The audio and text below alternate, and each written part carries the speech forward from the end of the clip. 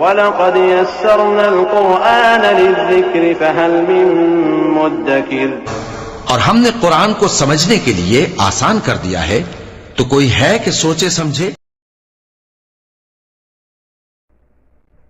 السلام علیکم ورحمۃ اللہ وبرکاتہ۔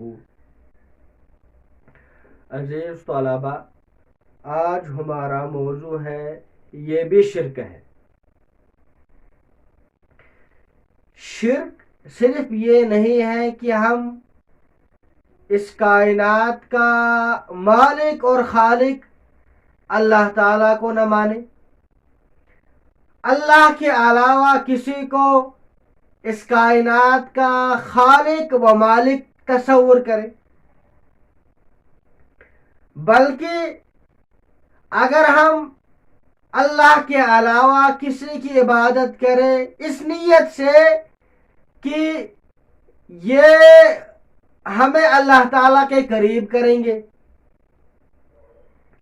یہ کل اللہ کے یہاں ہماری سفارش کریں گے، یا اللہ کے علاوہ کسی کو حاضر و ناظر سمجھنا، یا اللہ کے علاوہ کسی کے بارے میں یہ اعتقاد رکھنا کہ یہ عالم الغیب ہے، یہ ہمارے دلوں کے احوال سے واقف ہے۔ اسی طرح اللہ کے علاوہ کسی انسان کے نام پر جانور کو ذبح کرنا،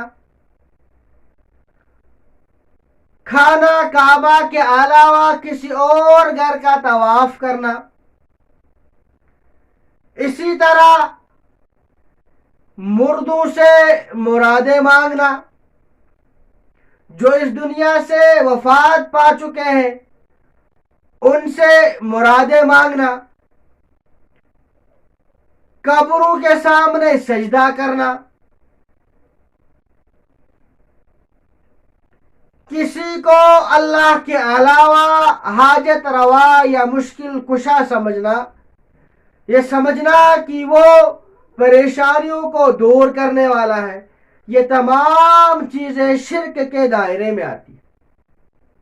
جس طرح ہمیں شرک سے بچنا ہے اسی طرح ہمیں ان چیزوں سے بھی بچنا ہے۔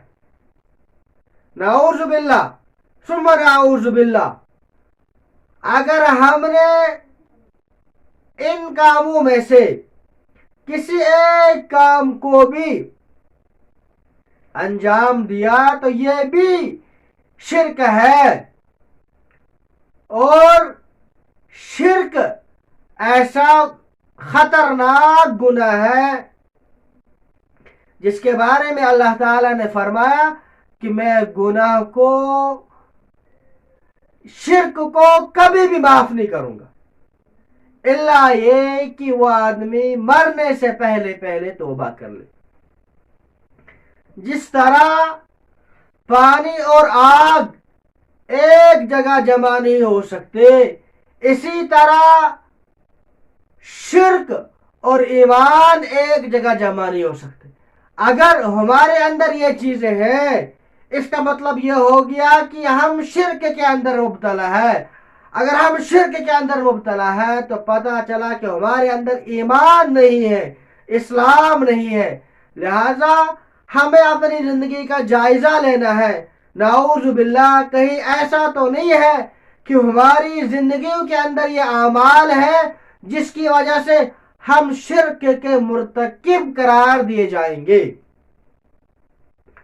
اور کل قیامت کے دن ایسے بہت سارے لوگ ہوں گے جو اپنے آپ کو مسلمان کہلاتے ہیں لیکن اللہ کے یہاں وہ مشرک ٹھہراتے ہیں، کیونکہ وہ ایسے کاموں کو انجام دیتے ہیں کہ وہ بھی شرک کے دائرے میں آتے ہیں۔ لہذا جہاں ہمیں شرک سے بچنا ہے اور وہاں ہمیں ساتھ ساتھ میں ان چیزوں سے بھی بچنا ہے جو شرک کے دائرے میں آتے ہیں۔ السلام علیکم ورحمۃ اللہ وبرکاتہ۔